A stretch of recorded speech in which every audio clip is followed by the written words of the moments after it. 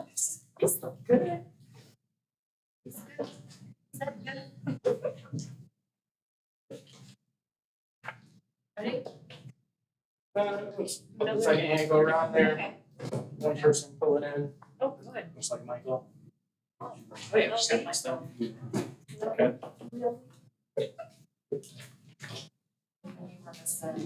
Nick and Mark. Yeah, and then Bridgewater, who I think is out west somewhere. I don't think he's coming. Should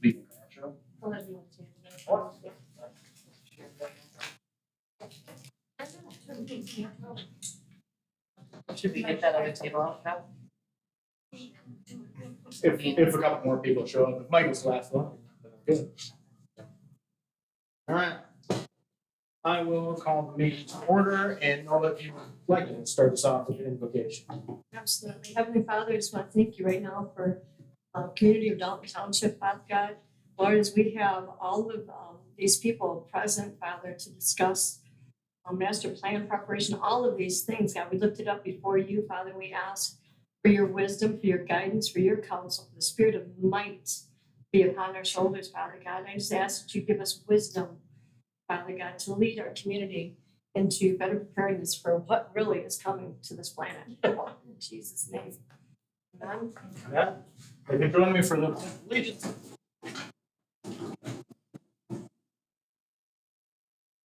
I pledge allegiance To the flag of the United States of America and to the republic for which it stands, one nation, under God, indivisible, with liberty and justice for all.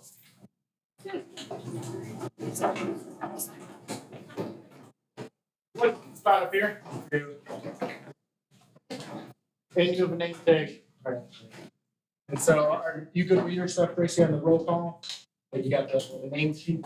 Yeah, do you want me to follow everybody's name or? I don't think we need to call it off. It's just a working session. So I just put it in there in case Yep, I'm good. you wanted to make sure I'm people. I've got the. All right, so we will move on to our public comment. We don't want to speak on anything in particular. We don't have any public other than people that already sit on board. So we move on to our discussion items. And so there's a bunch of different stuff here. The basic layout is that we're gonna have a presentation, just a little bit from the city position, from Steve on the master plan. Everything else other than the last item I added, actually comes from Nick Coonan. But it's kind of a general discussion, right? So the idea is in a spirit of a roundtable, even though we're in the shape of a union. So with that, Steve, if you want to go over the master plan. Master plan, I'm sure many of you have heard that word before. That is a planning commission. That's essentially the policy document by which most decisions, through which most decisions are filtered. The state law that regulates master plans and planning as an activity done by municipalities and other jurisdictions is the Michigan Planning Enabling Act of 2008. That describes a master plan as such. A master plan shall address land use and infrastructure issues and may project 20 years or more into the future. A master plan shall include maps, plats, charts, and descriptive, explanatory, and other related matter, and shall show the planning commissioner's recommendations for the physical development of the planning jurisdiction. At least every 5 years after the adoption of a master plan, a planning commission shall review the master plan and determine whether to commence the procedure to amend the master plan or to adopt a new master plan. So why is the master plan so important? The bottom line is that it validates our zoning ordinances and provides a legal footing by which to stand if any determinations or ordinances are challenged. There are two court cases that I'll reference. There are plenty more to go. We have a couple days. But the first is Gamut Group LLC versus the City of Lansing. And from that opinion is the underlying purpose of substantive due process is to secure the individual from the arbitrary exercise of governmental power. Substantive due process requires that a zoning ordinance be reasonable in its operation.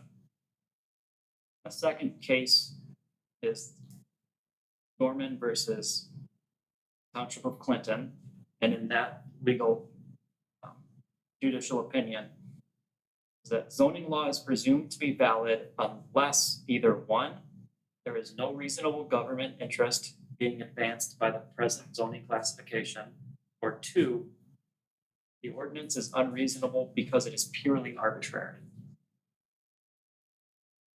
Ultimately, following the master plan demonstrates that legitimate government interests are being advanced, and those decisions are not arbitrary.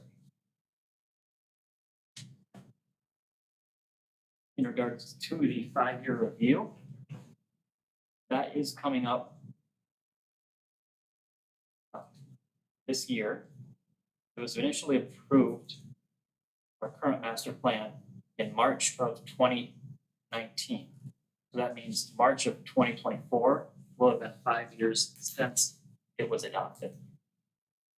Now, I know in 2018, there was a large process where the township contracted with Williams and Works, a planning firm. I believe they paid about $24,000 or $25,000 to come up with a new master plan. There's a large public input process with surveys and open house. And that public input was used to put together a plan that was based on the input of residents of the township. Again, proving that it's not, they're not arbitrary regulations. They're based upon a plan that was based upon input from the residents. Now, in reviewing the master plan, there are essentially three possible outcomes. First, the planning commission could review the master plan and determine that no changes need to be made. In that case, they would make a motion stating that no changes need to be made to the master plan, record those minutes, we would file those away and make note of that. And then our master plan will continue to be valid. The second is the planning commission could determine that it needs to be updated or amended. In that case, we go through the amendment process. They could also decide that the entire plan needs to be redone. If that is the case, then we would need to adopt an entirely new master plan and go through the adoption process all over again. And this is regulated by the Planning Enabling Act, which lists specific things that need to be done. Factors in making this decision is the data that's used in the master plan.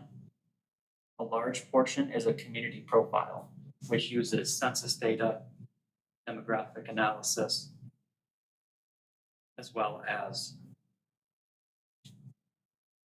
employment and the current layout of the township.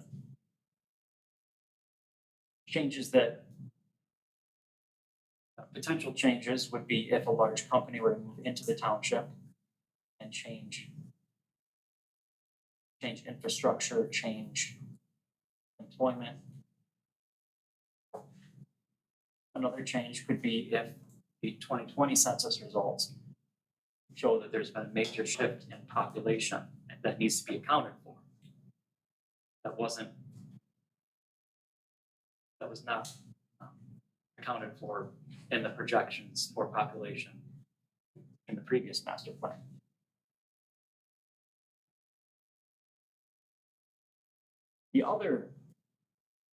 Another important factor is the degree to which goals have been achieved.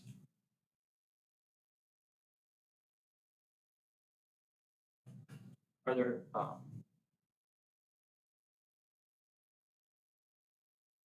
and again, another would be if there have been any changes in leadership or public priorities that render the current master plan to be not as, to not reflect the current state of the township. And then if there are any issues that are not addressed by the master plan that need to be addressed. So any of those could potentially lead the planning commission to either determine to adopt a new plan or to amend the existing.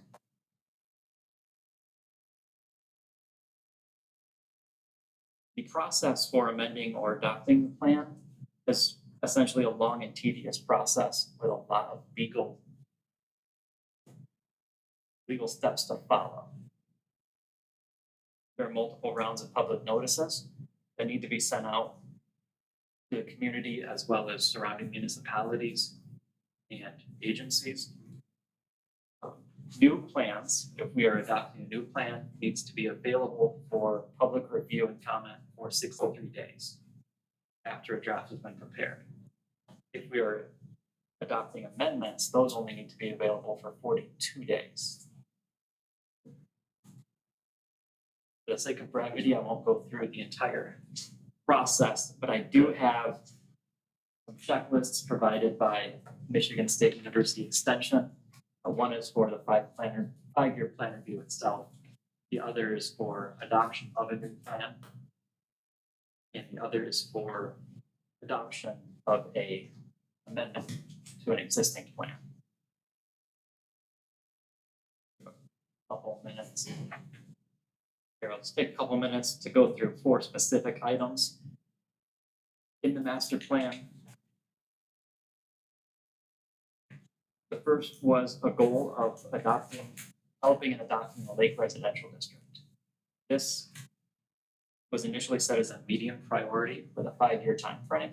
This was actually done within a year of adoption of the master plan. The second is to develop and adopt a village residential district in Twin Lake. It is now currently zoned R1, which is the same as everything north of Michelinda. So the idea is to provide a mix of densities in a traditional village type setting, aside from the traditional low density rural residential category. It also is intended to support the traditional grid pattern that was platted and accommodate for no public water or sewer.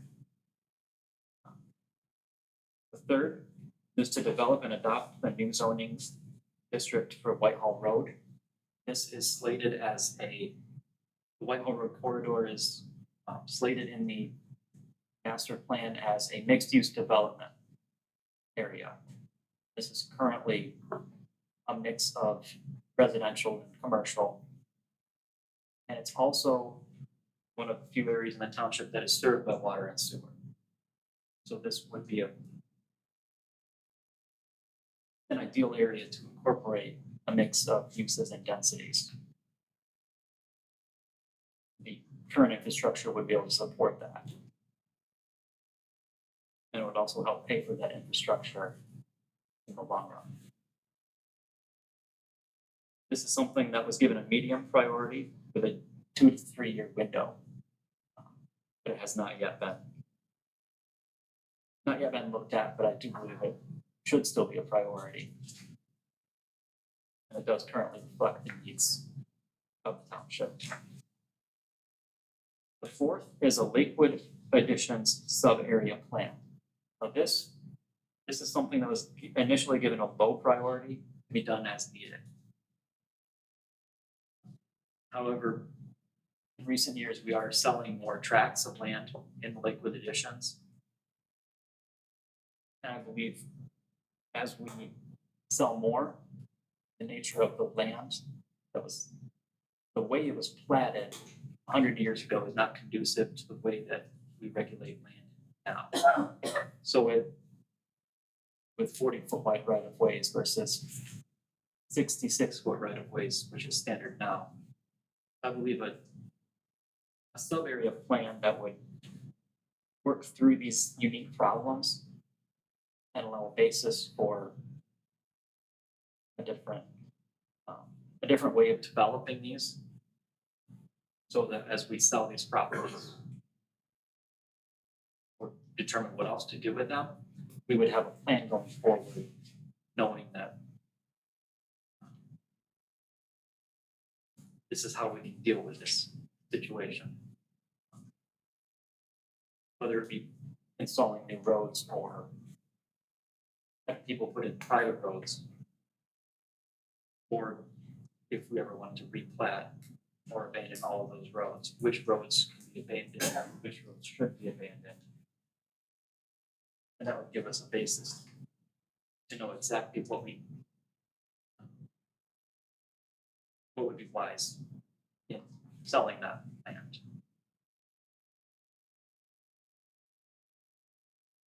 That is the conclusion of the master plan presentation.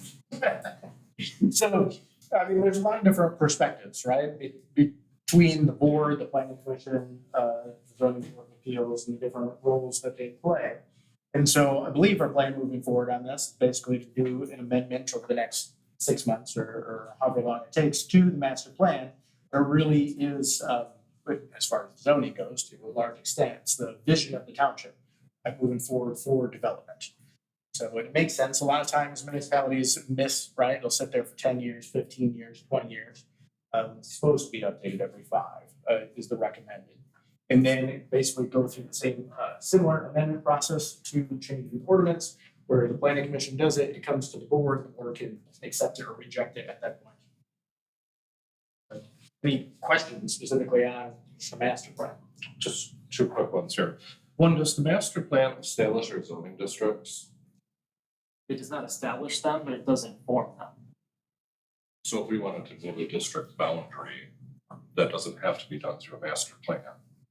No, so the master plan contains the zoning plan and the future land use plan, which is a rough sketch of what zoning should look like, but it's not a direct parallel. So when we look at our zoning map, that's not based on the master plan, that's based on the ordinances that we can adjust. It should be based on a master plan, but it's not.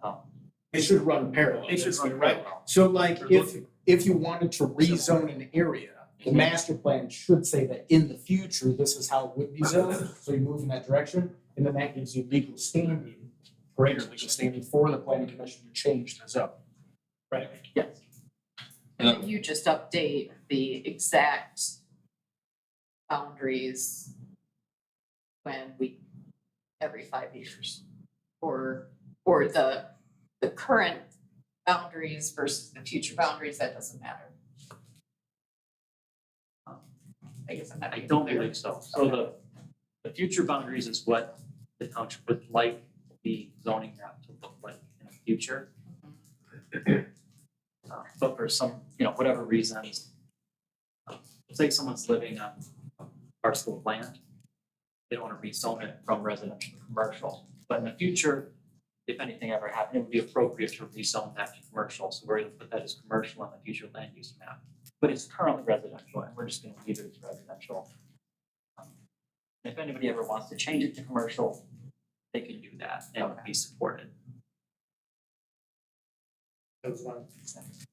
2, without going too far in the weeds, are we able to amend anything without creating a new plan? I mean, it sounds like there's some flexibility there I where, think there's some flexibility. I'm not sure as to what amendments would then constitute changing the entire plan.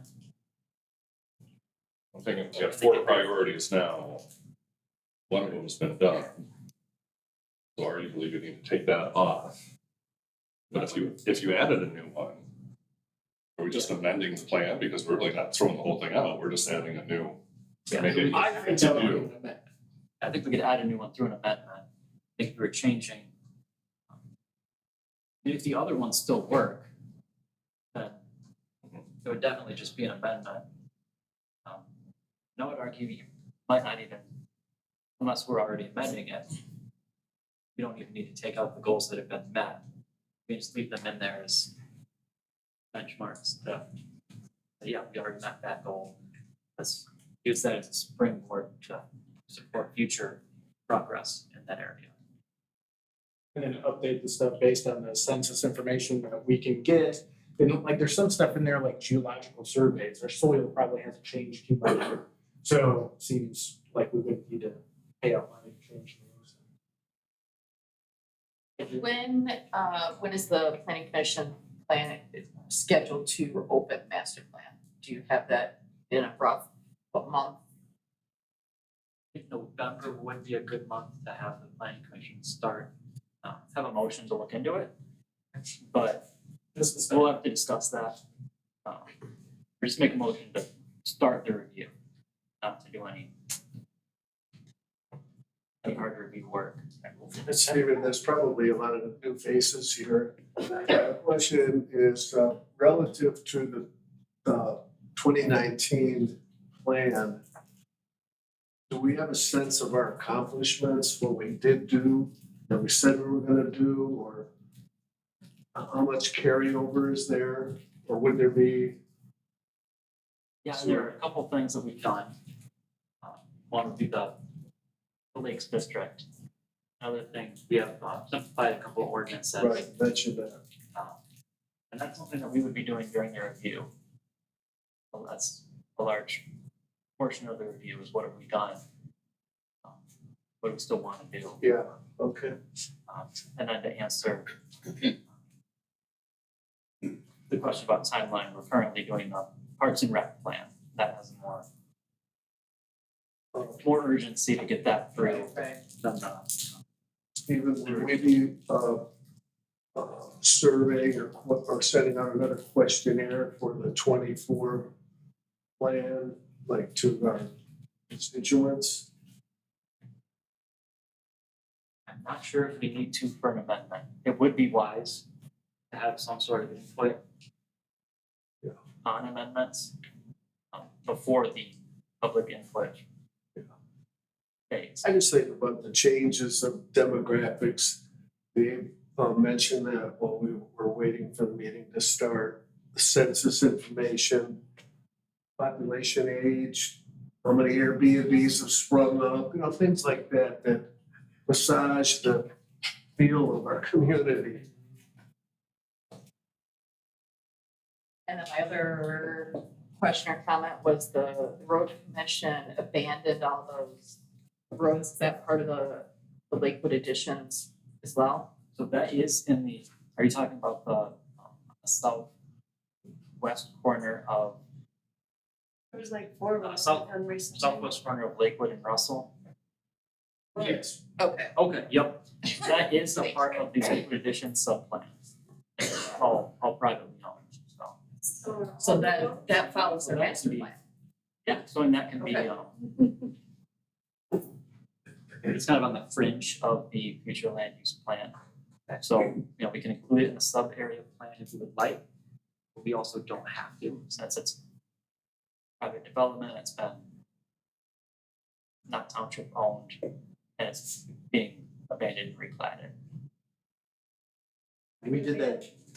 Are you abandoning all roads that like have no actual usage in Lakewood? No, so what ended up happening is some people that own the property, Yeah. they went to the road commission and said, we want to abandon these. The Yeah. road commission approved that, right? And then it comes back to the board to approve. And there's even a next step they can do in circuit court and whatnot. But that's part of the resolution that we passed, that the property can go back to them. Right. So it was initiated by the property owner in that area for that. Stephen, would the process be very similar to when we rewrote the last one? Where we had several meetings, or we had one where we had to get the rough draft, and then you had things that we kind of wordsmithed it, and we went through, I don't know how many, went through several different things on that where we had to approve it and take those steps. Will it be that same thing then Is that kind It of would what? could be very similar, but if it's just an amendment, it would not be as intense. How many people in this room were part of that? Two? Dave and Jesse. Has anybody else even looked and read it, the master plan for any reason? That read it. A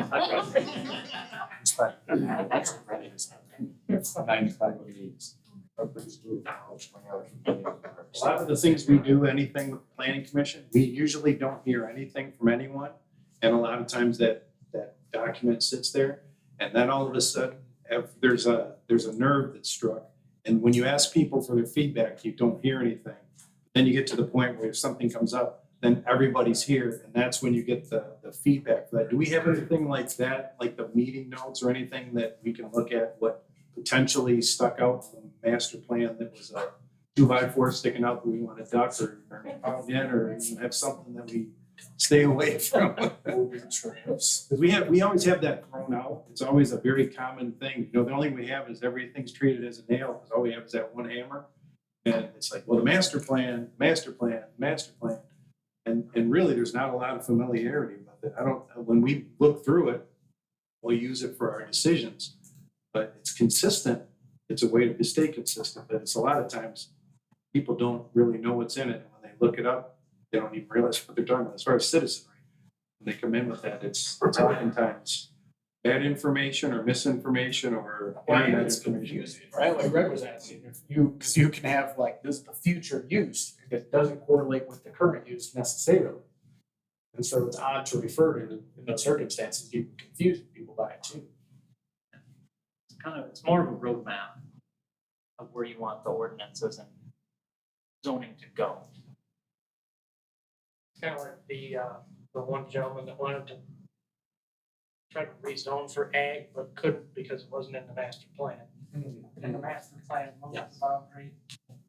So was this an opportunity for him to speak up and say, hey, since this is on the agenda? It would be an opportunity. I guess that's the 2x4 stuff that we have.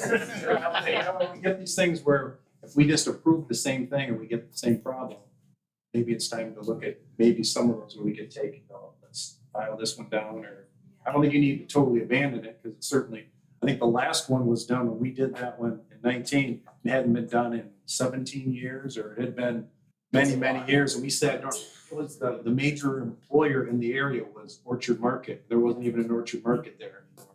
So we started seeing some reasons to do this, and then all the information came in, and it was surprising because we were seeing double-digit growth every year as far as new families coming in. And we aren't building homes now. So where are these people going, and you know, where are the areas we need to look at? We've done things like make double lots, where at a time when it was a 2.5 acre lot was enough to build a house.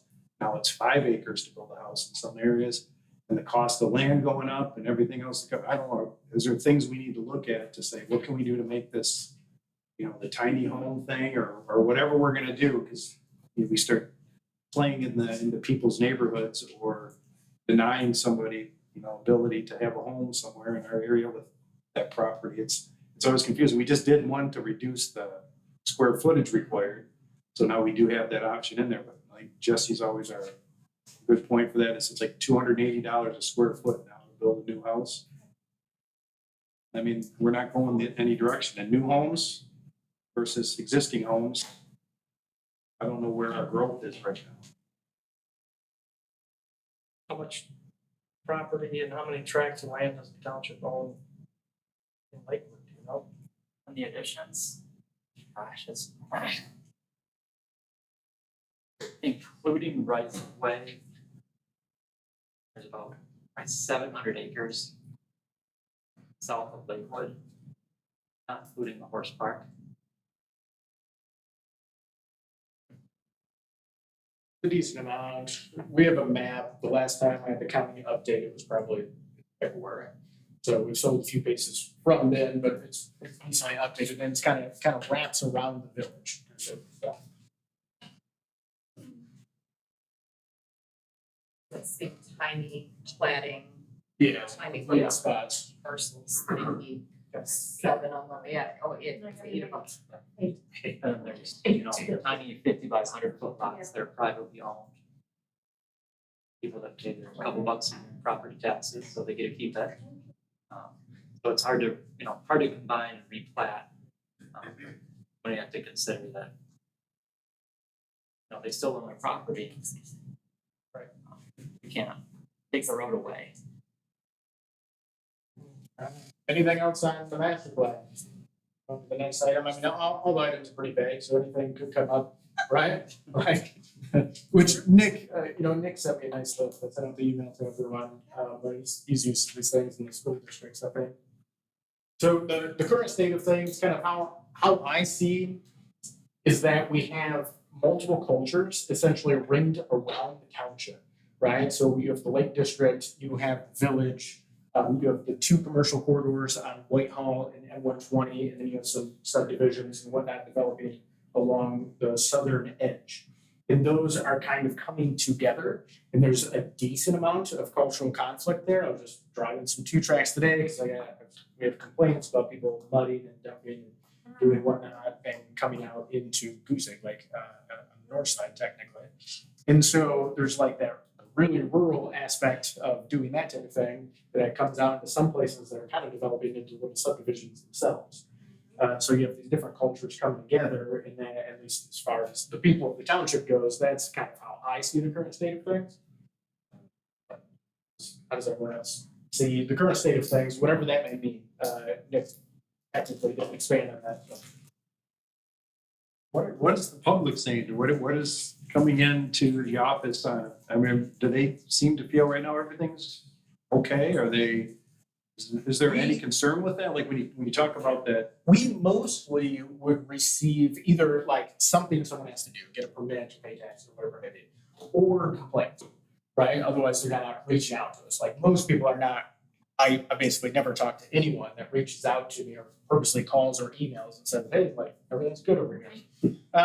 So it's hard to have that perspective because those people aren't reaching out.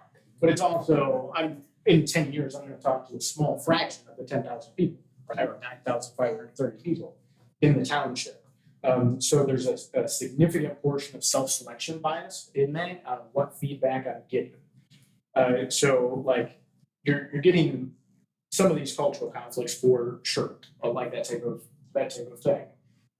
With the roads I was talking about, that type of thing, drugs up by the Village, dealing in the woods and those things. So I think it's hard to gauge, especially for an individual person. Like overall, if we could combine all of our perspectives, we'd probably have a decent gauge of the society. Difficult to do.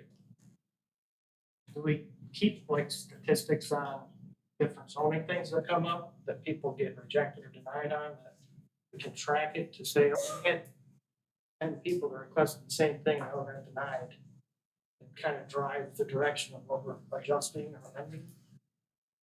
Yeah, if it's an application that's denied, it'll be a record of it. And a lot of times people just come talk to me before they make the application.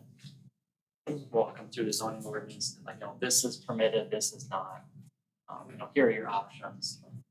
In those cases where someone wants to do something that's not allowed in the zoning ordinance without doing the official application, then it's not necessarily recorded. And if they want to appeal it, they can appeal it to the zoning board of appeals, which a lot of times you'll see like consistent cases there. But as far as I can tell as of now, we're not really seeing like the recurring same problem. Keyhole lots might be the only one. Okay. We had 4 or 5 of those in one meeting, I think. Oh, yeah. The flag lot. Yeah, the flag lots, I'm sorry. Yeah. And we did, the planning commission did make some adjustments to that went through the board. So, yeah, because you're right, that one, almost all the hearings were flag lots. Yeah, the one guy had like how many exemptions alone. Well, for a while there, we had a ton of lake ones, and then the Lake District. And solved that. It was perfect. I thought that's what it was intended to do. right. Stop seeing. The original ruling was that we should probably very rarely allow something through the zoning board of appeals to go through that's doesn't meet those very stringent criteria, that if we're constantly writing it and then go ahead and do it through the zoning board anyways, that it kind of validates the fact, the planning commission part of it. So we didn't have that for a while. For a while, when I first came on, we were getting those all the time where we had it was just a constant thing, but it was needed because there was so many.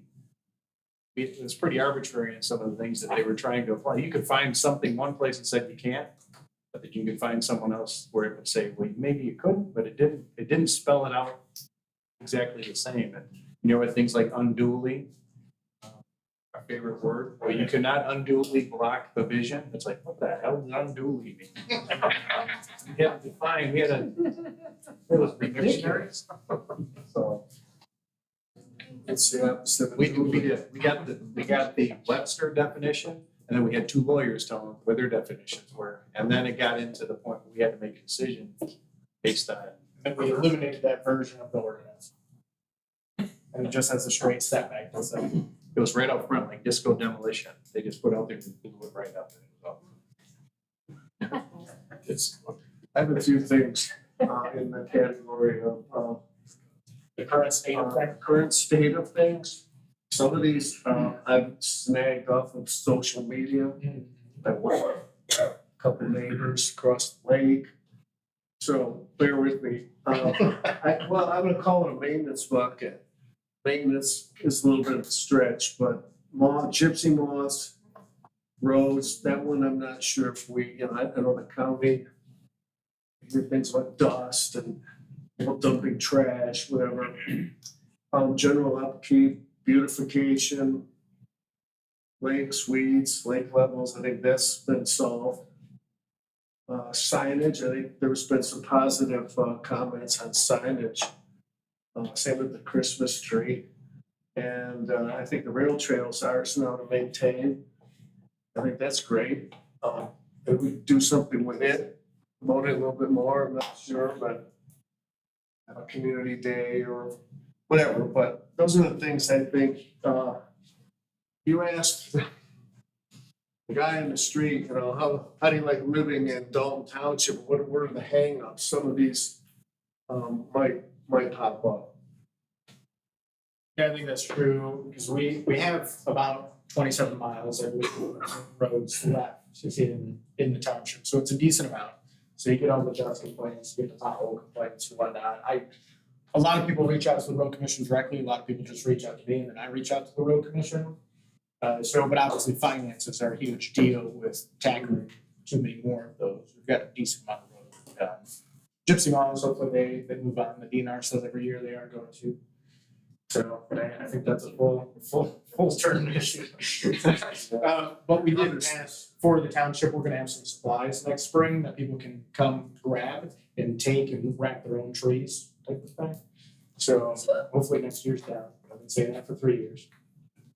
So, and then, yeah, some of the lake levels essentially are what they are. The channel projects obviously did not come out great.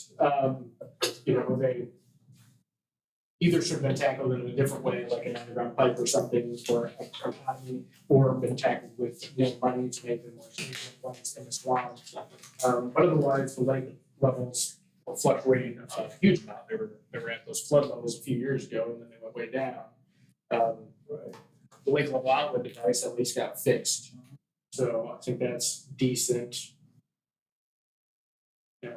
Yeah, those are the things you listed off, though, the things you find on social media, a lot of times are the various complaints that people are. It's amazing to me how many people notice and comment positively on the new sign. Yeah. The Christmas tree, that maybe could use some help. Yeah, It would take a lot. yeah, we're talking to arborists on the Christmas tree too. So, and then weeds in the lake will basically, as far as I can tell, continue with treatments by PLM. I did reach out to another competing company to get their opinion on it, if the lakes are being, and have reached out to the DNR and stuff, see if they're being treated too much or anything like that. But nothing definitive, nothing strong, and no other quote on it. Yeah. Someone asked me, gee, could Dalton Township find any grant money and put in a uniform amount of decorative street lamps, like to the entrance to our township on either side, or, I think wherever, but, you see that a lot of times with communities, sort of a little identity of, Gaslight Village or something. I don't know. I know there's a I'm not a grant grant money expert. available through the state that might Yeah. be made available for I something don't like know, that. 10 years ago, there was LED money being thrown around, and people were able to take advantage of new fixtures with that allocation. But I don't think that's available anymore. Maybe, anyway, maybe I should take that on myself and start asking around. If you want to, if you want to find out more information. Right. Yeah, it depends on how much we want to tackle in that direction. I know we don't have an obvious like downtown to develop or anything like that. But there are various grants available. That's a whole industry in itself for sure. Like Krista just got a grant for fire. So Yeah, that's tremendous. you know, and there are large and small ones. So that's become its own thing. How did that come about? That require a lot of research? Application, Yeah. patience and time. Okay. Yeah, that one wasn't too bad. That as one far wasn't as- as bad as the Spark grant. We applied for the Spark grant to remodel, for $1 million to remodel Beagle Field, but we were not chosen for that. Oh. So, Everything that we've used grant writers and put money into to apply for, we haven't gotten.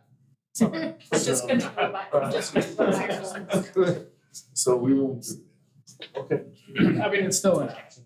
Places do get it, but like to.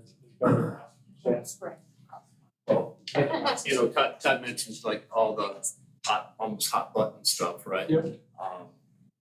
Very few people ever say what they like, but I'm going to. I really enjoy living close to town where I work. I work on the community or the county, but the drive is short. I can step off into Dalton Township, have my farm, have my horses, go to the equestrian park if I want to in 5 minutes.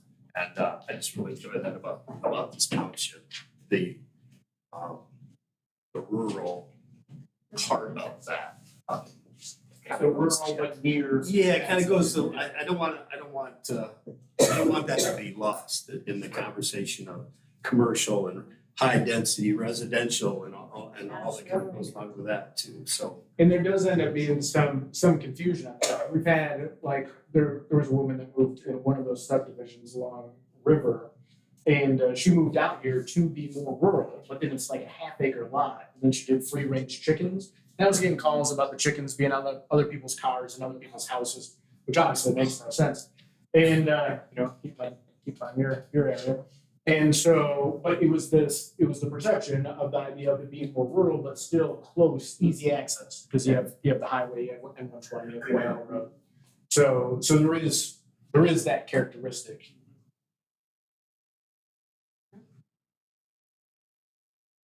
Good. All right. Anything else on that?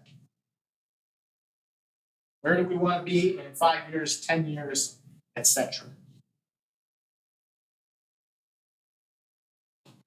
So I would say on this, I mean, my perspective on it is kind of it develops in the direction that arises from the society itself.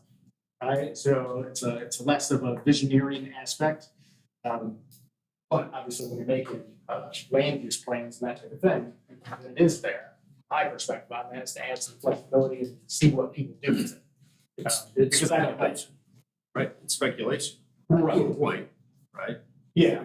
I mean, I've read enough history to know that I can't predict what happens next in the history book, right? So it's difficult to predict. But I think overall, the population is probably going to keep growing. So it's going to naturally become more dense over time. M120 and Whitehall are naturally going to develop more commercial. There's been a hindrance on Whitehall because of the sewer debt. With that, the finances being better now, I think it'll probably develop a little more. It's not obvious to me that anywhere else will develop commercial districts. The middle of the township will probably be the last area to kind of fill in, so it'll be the most rural for the longest. That's how I'm guessing it develops over the next 5 to 10 years. But I could be very wrong. What's growing around us? Like, the sativa or sativa plant is coming in and Yeah. is that Muskegon Township? Muskegon Township, just south of us on Russell. Does that have suppliers or I don't even know what they do? 'Cause I've they're heard some of pretty those close. talks that they're biochemical engineering type of thing. And so, but I've heard some talks, I haven't heard talks specifically about other suppliers coming nearby, but I have heard talks in the county of where are these people going to live? Because the real estate market is so tight. And so if you bring in people with higher paying jobs that come in specifically to work for that place, then you push people onto the bottom of the housing market essentially. So I've heard that concern, which in the county did a study on real estate and is trying to use it to entice and encourage developers to build more housing at any economic level to ease that market. I don't know how that's going to go. Is there anything in the master plan that specifically talks about like property tax numbers and how that's gonna appeal to the growth? Are we attracting people that have lower taxes than other municipalities? Or are we? Not that I know of offhand. I've looked through the master plan a few times, but usually for a specific issue, so focus on something. I don't think it addresses taxes anywhere though, I don't believe it does. which is a good point. So. Yeah, like how do we entice people? Right, like incentivize financially. The thing is, as you develop more, we just passed the millage, right, which is obviously decently controversial, right? So it ended up passing by not a huge margin. But it makes sense. You're having more people and more calls and those types of things. And ambulances are struggling there to have the full-time fire to keep making those calls. In the future, at some point, if you're getting larger, Muskegon Charter, which is close to 3 times the size of us, they have an official Department of Public Works, they have a police department. It makes sense to have those types of things, but to have them, you have to have more money. And so it's a little bit of a catch-22. You're attracting a bunch of people because you have lower taxes, but then as you attract them, you have to increase taxes to provide greater services for more people. As the population goes up, you have more tax You revenue. have a larger tax base, So you necessarily have to increase. You still have to have the political fight and vote over it, because of the way the 1970s Henley Amendment works to keep your taxes rolled back to a similar income to what you're getting now. Laws are super complex. It'd be really nice if you could just set a percentage and then just adjust it with whatever the taxes become. And the taxes appear to be a percentage, but the laws are specifically set in place so they're not a percentage. It's odd. Some of the things that have helped us anyways, like when we do those decisions, like we had no idea. Anybody here knows about solar or any of that? We were not on that team because we're not, that's not our job. But we had Stephen go and do some work on that where you look at the neighboring counties or townships or what have you to see what they're doing. And it's great to get those things where you can read what everybody's doing, plagiarize it, just take it, we're gonna go, hey, this one sounds good. Or maybe this one and this one. And we did that with the tiny homes. We did that with some of the other things that other people have used. So trying to find things, it helps to make that a point. But like solar, from what I'm hearing from people who do solar, that we are one of the more, we work with people more than other areas are. Other people have got, like other municipalities are, they have the stop sign up or the yield sign anyways. Ours just seems to be, we have a lot of that coming in now, at least we had a lot of it recently. We have a lot of people looking at some of these other things. So some of that, I don't know how you promote yourself that way, but you can, those are some of the things that we've seen adapted recently, which solar, we've done the, reducing the size houses that are required in there. And I don't know if there's a way we can put something together, say if you're looking for a place to live, here's a great thing. That's how we started 23 years ago. We were like you said, we've lived here now 23 years. Best place I've ever lived. I don't ever want to go anywhere else. You figure this is kind of what draws you in, and it stayed pretty consistent. We don't have any of those big thumbs that everybody's just going, oh, look at this now, or whatever. When we had Nugent Sand come in, originally it had a lot of people stand up. Now they've seen what it's done. It's monitored. There's a lot of DEQ stuff in there. The Eagles involved. You have all those things. We do our due diligence on things, and any of the mining, any of the other stuff that goes on. Those have all gone through decisions, and we've kind of adapted things that fit us into what we are. And I think that's another great selling point for what we are. So there's a dynamic tension here, right? Is like, do we want to attract people to build up stuff, or which is opposed to the idea of preserving some of that rural culture, right? Do you want to add more services? Do you want to keep taxes low? These things are largely opposed to each other, and then it is a lot of setting the direction of what the township is going to be.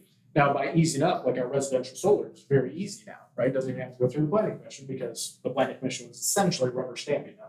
So now it can just go through Steve. If we had a big commercial project, that would be a different deal, right? So hopefully it doesn't go as bad as White River. But nevertheless, I think that does attract people to a certain extent. But it also adds to the tension of things getting more dense. When we get complaints a decent amount of time, when someone buys a piece of land and they cut down the trees to make a house in that spot, and the neighbors are like, why you cut down the trees I look at? I really like looking at those trees. Yeah. So what they're not, you didn't own the property, and this person wanted to do something with it, not just preserve a view of trees for you.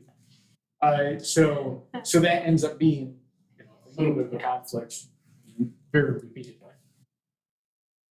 I think there is a way where you can compromise between growth and preservation. Whereas in the agricultural district, now it's minimum 5 acres, 2.5 if it's a platted subdivision. So that's, 30 acres, 6 houses. So we got these 6 houses all spread out throughout their 30 acres. But if you were to take one house, leave it over here, and then densify these somehow, and then this land would all be in some sort of preservation easement. So this would be preserved, like preserved farmland for this. Like a planned This unit house. development type of thing. Planned unit, like a cluster development, open space preservation development. So that's an option that could be looked into in the future, guiding people towards those. If that's a style of development that's more preferable to, spreading everybody out and having, 6 5-acre lots versus a couple 1-acre lots, 5 1-acre lots and 25-acre lot. That would be, locked in at 25 acres in perpetuity as preserved land. Part of a green area. Yeah. Right. Comment on, where we wanna be in 5-10 years. Some of this is gonna sound selfish, but, I don't spend any money in this township. I don't shop here. I don't go to my doctor's here. What else? I recreate, but I walk the rail trail and occasionally kayak Twin Lake. Well, my point is, there's nothing here. You can't get a pizza delivered on that side. And I don't really choose to have Myers deliver my groceries, you know what I'm saying? I'm not trying, it's not a complaint. You don't spend your But I've dollars. heard that from other people. I spend all my money somewhere else. And I drive 120 at least once a day, back and forth. I don't know if that's good or bad. I kind of like it, but I don't like it. It depends. Depends on what I have to do. But that's what living in the forest out here is to me. It's really peaceful, but well, you can shoot me now. I really, I'd rather spend money here in my township, but maybe Ace Hardware on occasion. The old Right, we have a board. few stores, Couple with a times a few year. restaurants, yeah, but not a ton. Yeah. Well, really, if you look at, in the past, Whitehall Road was supposed to develop as a major commercial district, and it didn't. I think maybe for a couple of reasons. One, you can bypass it on the highway. 2, you have the major issue with the sewer financing going through in 06, which is. I'm gonna offer that then Jack's as an asset to that part of our community. I'm saying, I don't wanna leave anybody out. But Yeah, it's in Cedar Creek, Yeah, but I do get steaks there, so. But when I don't go stats, But anyway, I hear that from other people. And I go to town again twice in a day or whatever. Twin Lake Fire. But no, I don't spend a lot of money in township either on a contractor or aggregate materials, something like that. I won't shop in township. Every day, because my kids forget to put stuff on the grocery. So I'm spending plenty of money. Or they go to McDonald's after school, so my kids are spending. Yeah, we don't have a lot. It's sad we don't have more restaurants. It was sad when the fire happened in Twin Lake. We lost a restaurant. I think like yes, some McCormick's over there. Full moon over there, Dalton. And then we don't have a lot of restaurants. We do have restaurants, we just don't have a lot. Yeah, we have some from overboard. Overboard, yeah. I think there's some commercial opportunities that exist. We just don't see the population here. They all kind of live in these wooded lots and so forth. It's not a real obvious neighborhood or community of neighborhoods. Yeah, I mean, the only obvious place for commercial development to occur because of the traffic is at 120 Whitehall. Anything else, 5, 10 years? So, Lake District growth. So the lake districts are growing. Obviously, a lot of those used to be used as cabins. They're used as full-time homes now, and have been developed more. Right, the houses are more built out. I mean, the biggest issue that creates is use on the lake without having a green zone around the lake. I talked to a guy that used to be part of the conservation district. And he said that's not great, not a super easy thing to correct now. Also, you have all the septic systems going around all of the lakes, which would make sense. They have sewer there. Sewer may eventually, probably after my lifetime, come up 120 to the lakes. You could also have a minor system set up on its own to do that area. But not an obvious or easy thing. It leads into the next thing as far as infrastructure growth goes. And then obviously, today's point is we set up the Lake District, Lake Residential, and that addressed some problems. I mentioned that too. So, but anything else on Lake District growth? It is growth. Again, I'm missing the whole point. Lake District growth. What are we saying? Regions of property around the lakes? Yeah, I think the people moving into that area and developing it, so, and Nick had included this on the list, and he just included Lake District growth. But there are specific issues there. I mean, there used to be summer seasonal. Correct. Cottage Yeah, houses, they're transitioning to a lot of it. Building them up and they're- year-round, family homes I would have to say that's because of the cost of what they're getting for them. are up. People are finally putting them up for sale and selling them for. Right, and then someone's buying a cottage and they're moving in, renovating it, making it a bigger house and then living in it year And round. then living in it. It used to be the non-conforming, when we did the minimum 1 acre, and there was a lot of the smaller, and then they buy that property and they wanna do work on it. And then going through that nightmare, I think that seems to have at least gotten better, and we haven't seen those come in. Where everybody wants to come in and build a hotel, 13 stories high somewhere, we haven't had anything, the height has stayed consistent.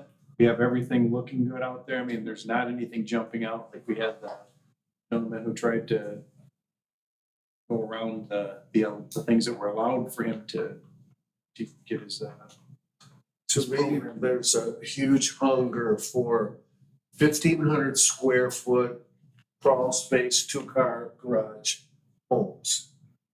I know they're gonna be more expensive than when I bought one in my 20s, but that sort of population would love to live out here, move by the city or wherever. They're nurses and they're, and so on and so forth.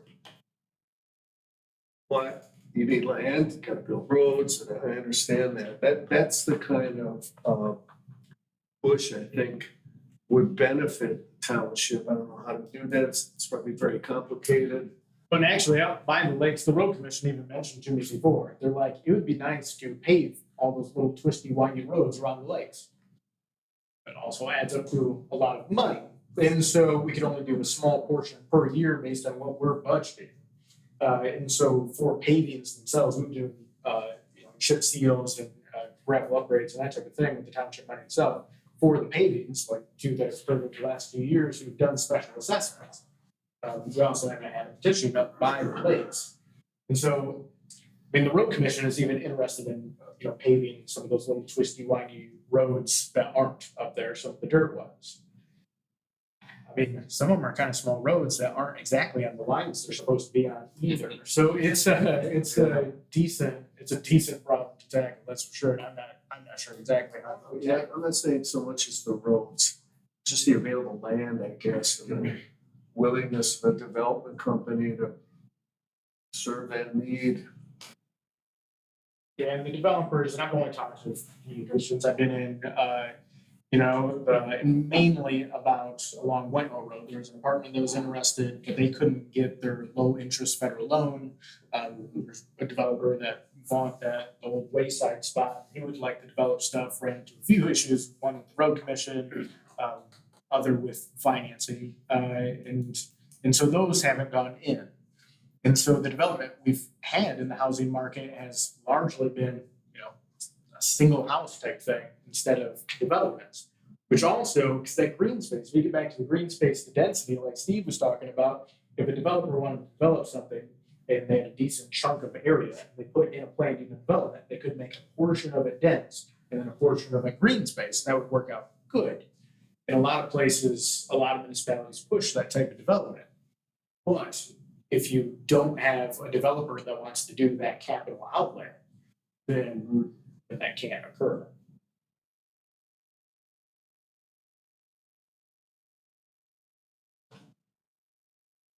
All right, anything else on Lake District growth? Infrastructure, which we kind of got into, and there's water and sewer. I mean, I don't see major expansions happening in that. There's a little bit going up in 20 because of the PFAS stuff and the state doing a grant. Broadband, the county did a study on that. The state is doing a push that everyone will have broadband access by 2030. As far as I've heard through the grapevine and official meetings, they're on pace to do that. Although Mercury's one of the companies that's bidding some of those things, and they are falling through on some of their contracts. So we'll see how that goes. But as far as I can tell, it's going to keep expanding. As far as gas and electricity, we don't usually have too much in the way of complaints or more concerns. Anything else on? Does the township have any contracts with cell providers? A tower? We have one tower. South of the village, we have one tower over there. In Greenhouse? 120? No, we don't have it down there. I think there's a lot more. We don't have most of the towers. I think there's probably approaching 10 towers in the township. The township only owns land for one. And I've had inquiries for one other one, a company that thought there was kind of a dead spot in the middle north of the village. So they wanted a piece of property up by Goose Egg Lake. And I said, I went out and saw it with them and everything. I said, prepare a proposal. I'll take it to the board. But they haven't gotten back with me, and that's got to be at least a handful of months ago. So, but otherwise, the township only owns the one that we lease.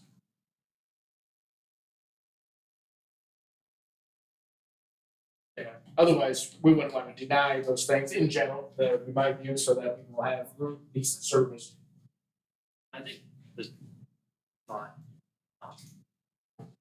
With the sewer, primarily along Whitehall. Yep.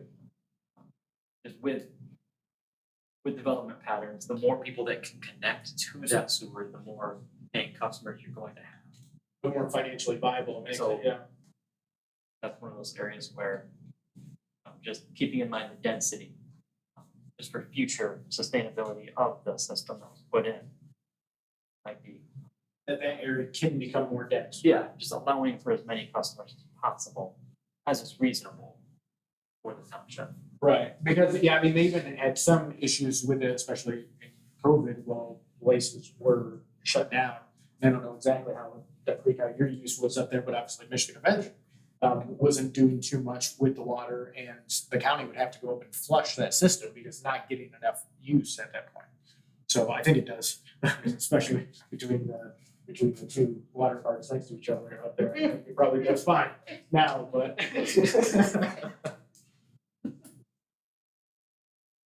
But it can take a lot more capacity. So if we want to do a 10-story condo development, we should put it over at Whitehall Road. It would Might make not sense. be entirely appropriate, but that's. I think You it guys makes sense. decide. There was the apartment building was looking at something like that, like they wanted to build a building with a bunch of units along Whitehall Road. So, but they couldn't get prepared. Well, it's just, I think it'd be fun to have a couple of those tiny house complexes, but Could- maybe not in the middle of the township in the rural area, but closer to Along some of Whitehall. those, yeah. It would Yeah. make There sense. is one on Whitehall Road. They sure look like tiny homes. That little, That's Bear's Den. whatever it's called. Bear was a hotel, that was a motel. Same, yeah. Cleaned that all up. That looks remarkably better than it ever has. It always used to be, it used to be you'd cut all the trees out of there and redid all the buildings. What's new? No vacancy. Ever. Any other thoughts, ideas, comments, concerns about infrastructure? What is the, with cable companies and whatnot? Yeah. When is the next time that we have to do something with that as far as the township goes? Because last time with the previous supervisor, he just signed it, pushed it through without saying anything to the cable Oh, companies for like the franchise agreement? about making an agreement. They just Yeah, well- automatically said okay without saying, well, what are you gonna do for us? Right, and those, I think those were like 10-year Well, things. that's something. But so in the state constitution, those franchise agreements cannot limit, it cannot say that other providers can't come into the township. Right, so that's a state constitution type of thing. So having those two agreements in place is not saying that another provider can't come in and do that. Because that was my big concern about it, is that it would prevent someone else. And someone else not coming in, because I contacted 15 companies, and including Comcast and Charter, which are over here, but a bunch of other ones too. And the only one that was really interested in looking at things in detail was West Michigan Broadband. And they came out and they drove around some places and they were going to put in a proposal that I was going to take to the board for potentially covering some of their funding gap with ARPA funds. And they eventually decided not to put in the proposal. But there's nothing with that we have with Comcast and Charter, like agreement ones, that's preventing someone else from doing that. It's just their lack of interest because of the lack of what they think their finances will grow. Friend that lives in Eggleston, and he went to that cable company, said, if you don't expand and include all this street, including, I wanna make sure that we don't just willy-nilly sign that. And that is in part of those contracts, is how much of the township and how fast they have to expand. And it's in there, it's very obviously written by lawyers. So it's a little hard to determine, and it would be extremely difficult to calculate, because I think it'd be difficult for me to get the numbers, based on how hard it was to get math and stuff. For how much they've expanded, and I think they're relatively easy numbers for them to hit. But there is a little section in there of how much you have to expand within a certain amount of time. So that's probably what he's talking about. And yeah, I think those were signed in 2019. I think they were 10 years, but I think it's 2029.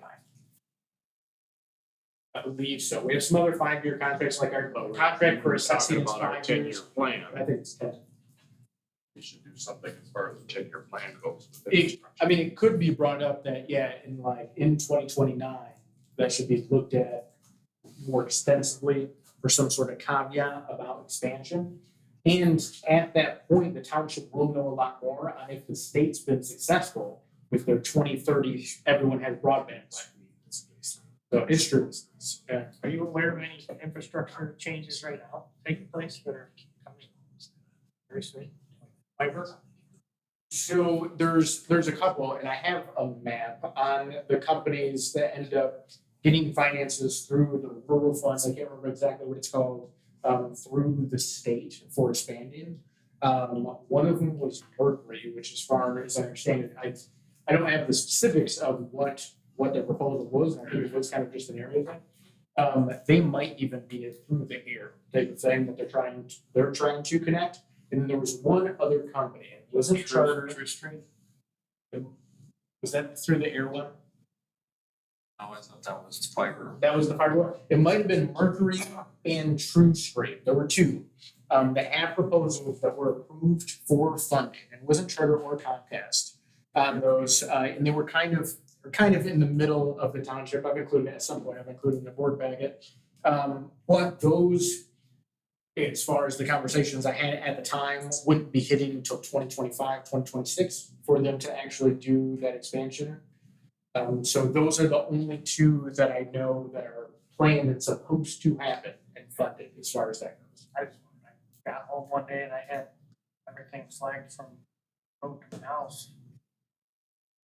Well, sometimes the density gets high enough and whatnot, and like an individual's paying to run a line, so Charter or Comcast will expand a little bit in an area too. That does happen just kind of on an individual basis, but not. We were hopeful that they were tying into, is that cable that runs in front of your house? Yeah. That's fiber? All the flags in front of your mailbox. I know you're restricted on stuff, Scott, so you can say whatever you want, but don't say whatever you can't say. I'll be able to speak a little more clearly December 23rd. Oh, okay. I'm retired. Retiring from Comcast. And then he knows a lot about it. He knows a lot about the industry. So We can put you on the 5-year plan then. How about that? it's Scott debriefing. Well, all right, anything else on infrastructure? We'll try to, I think it's reasonable, we can put away at roads to a decent extent, try to keep that funding up. So commercial growth, we've already hit on it a decent amount, but it is really the M120 and the Whitehall corridors that are developing. It's the only obvious place, I think, for stuff to develop. Down along M120, when you get over by McDonald's and that type of stuff, we've had a few inquiries. There was potentially a couple of restaurants going in. They didn't move forward, at least as of now. There's that one huge lot that's been for sale for a long time. Their sign completely faded. When I first took office, I think my first year in office, I reached out to that guy to see if the township was holding him up in any way. And he said no, he was just waiting for a larger chunk of money from someone to be offered. I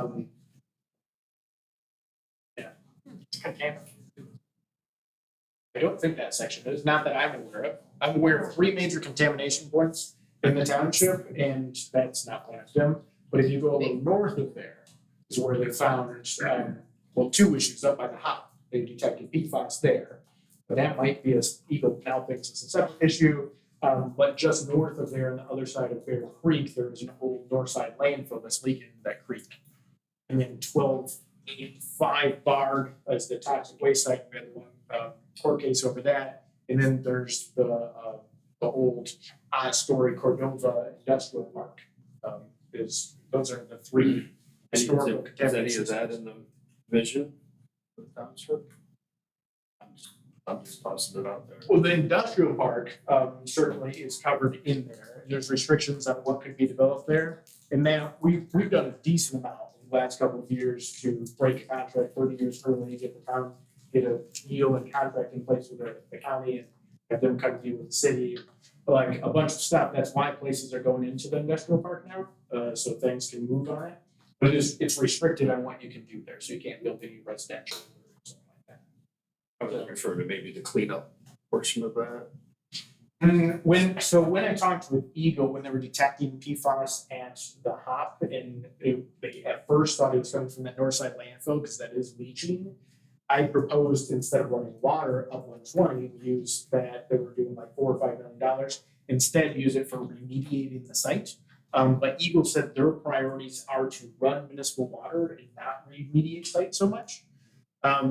So that, I mean, that's kind of where that is, but we did have some remediation done a number of years ago now on Bear Creek, probably in the last handful of years though, from the organization Muskegon Lake Watershed Partnership. And they've done a ton on Muskegon Lake, that's why Muskegon Lake is now in such good shape over the last 20 years, essentially. So what they've had a minor focus out here. The one on Bard it's in a good place. That was a federal site from the EPA. The EPA has given it, and I talked to the EPA lawyers over that one, which is interesting, very impressive. They have given it over to Eagle at the state level, and Eagle's very comfortable with it, and so they just want it to sit. And they are even taking out a lot of the monitoring wells around it because it's in such good shape, but it needs to just stay there and sit for a long period of time. Correct. That was the court case, yeah. It's not a good place for mud bugging. Correct. Right. Yeah, so Matt, it's so unfortunate too. I think there's a good opportunity there with all the two tracking and stuff for those type of events. If someone would jump through the hoops and get an approved, spot in the township somewhere. Used to do it down on Katy back there by the railroad tracks. They would go back there and people were paying. We'd see the trucks go in clean and come out really dirty, but yeah. It was Saturday, one of the weekends, I could hear them. Yeah. That's a party going on. Yeah, there's a ton of interest. If someone took that on as like a commercial venture, I think it might need to be viable. I think Matt could have been viable with it. He just wouldn't go through the approvals for the planning commission. So. Too bad over there in the village there, that we own that land, right, by where the power lines run.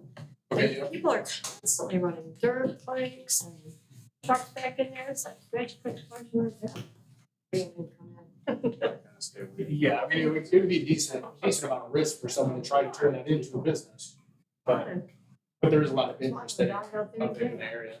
There's the motorsports park over in Cedar Creek, which a lot of people use for motorcycles and that type of thing. I mean, it's a massive venture to try to, designate land and do something like that.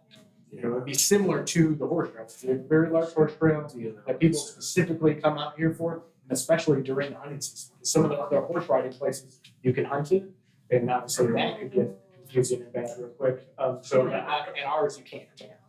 So that's kind of our major attraction as far as that goes. To set up something similar, designated area for hunting, which we talked about on the board before, or like a motorsports thing would be a massive undertaking. And so to that land to put into the sewer fund to try to get those finances. Anything else on commercial growth? Addressing growth edges, changes and opportunities. And I added the changes and opportunities because I Googled what growth edges are. It's a phrase that Nick used, and essentially means something in between opportunity and challenge, right? And so we basically covered a ton of them. So that's almost exclusively what we've been talking about. Well, I guess any view on something that is kind of a challenge that we could turn into an opportunity of some sort.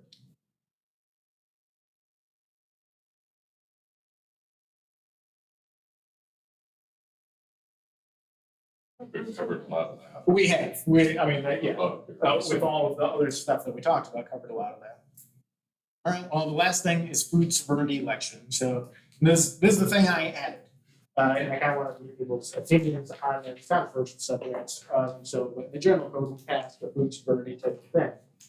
I think it's a reasonable thing for the people to vote on in some capacity, right? But it's not obvious that the township could have a general election, a general populist vote on it. And at this point, it's not obvious that we have major issues with it either. But I want to kind of hear people's perspectives, views on it.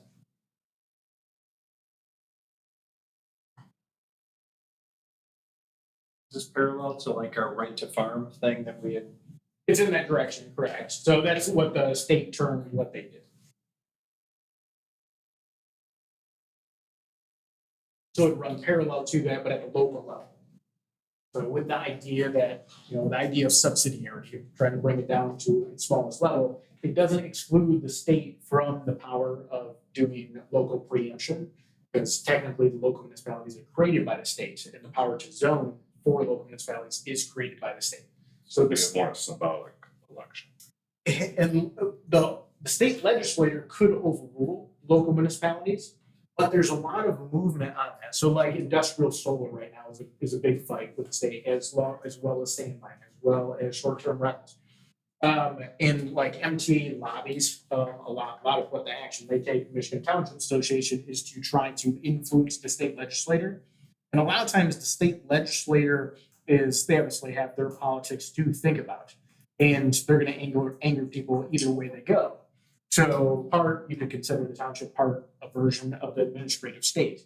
And so they delegate that out to let the local municipalities take care of it and then also take the heat on whatever decision they make.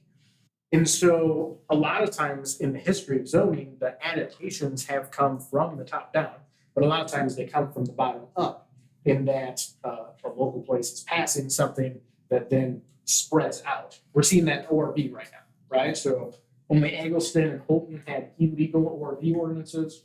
We passed a legal version. Now, a lot of the townships are tackling an ORV ordinance. That's kicking it up to the county. The county is now having a meeting saying, we should look at a county ORV ordinance. And so it's essentially dominoes from the small level up, which would be this type of idea. Whether it goes anywhere or not is very hard to predict.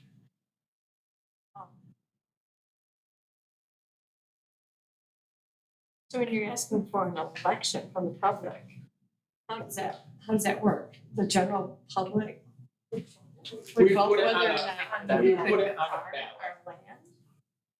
Well, so the food sovereignty would be about ordinances protecting people's rights to farm, grow stuff, raise animals, that type of thing. Exactly how that's written, could. But don't we have that already in our ordinances? In certain areas or Farm Act? everywhere? Correct, so the right to farm act is at the state level, and then we passed the thing in the general code for food sovereignty through the board. Correct. This would be taken into a vote instead of just purely through the board of the people. That would, To approve what we've already approved. it could be that version or it could be a different version. What if it fails? Yeah, really. Yeah. That would be my big concern. Because then it just wouldn't exist. Right, so what we've passed in the way we've passed will continue to exist. It's just the new thing wouldn't exist. Who comes up with the wordage? Of what would. The board would be passing something to say this is going on the ballot, so in the end, it would end up being the board's decision. Simple to just leave it in the state jurisdiction or not even. It 100% is simpler to leave it in the state jurisdiction. This would be tackling a relatively complex thing. You know, we let everybody do what they want, they have no choice. Well, that's their technical discussion. Yeah, I know, it is one of these things jurisdiction, so they don't say, well, you can only have a 10x10 size. Even though the state says you can have either one, you're stuck with 10x10. That makes sense, so trying to make it so that it say, well, your entire property can be a garden, or you can have 3 cows or whatever. And loosen that, make that actually fixed deal. So that, The village has some I zoning. hate living there right now. We're chickens. Right, so it'd be in that direction, right? And it's movement happening in some other states. And it started at the local level and moved its way up to the state level. So it'd be similar, it'd be tackling a similar thing here. So. Obviously more of a pet project of mine, right? What I came in on a large level, and we've done some stuff on it. So, but I wanted to kind of gauge interest in pursuing it more and further if we want to.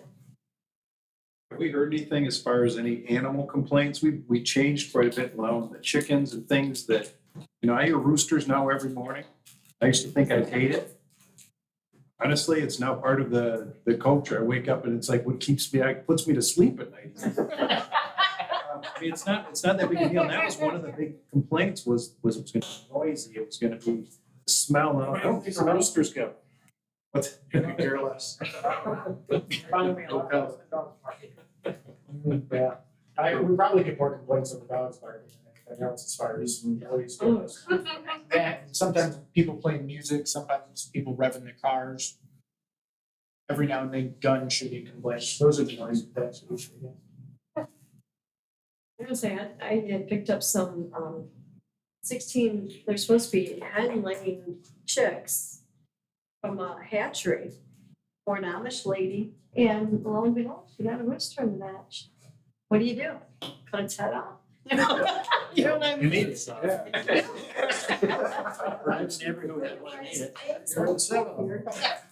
I think we covered that one with the people that know farming, when we said, what do you do if someone brings in how many roosters they can have? They go, the roosters figure it out. Because they will, you're gonna have whichever one walks out, it's like, here's a box cutter, everybody go in there, figure it out.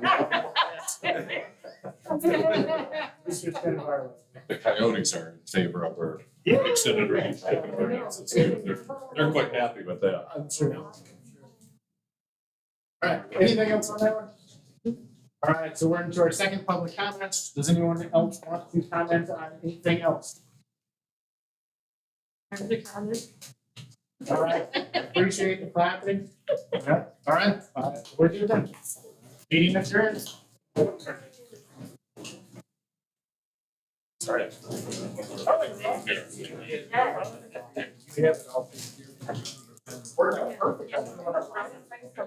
Yeah.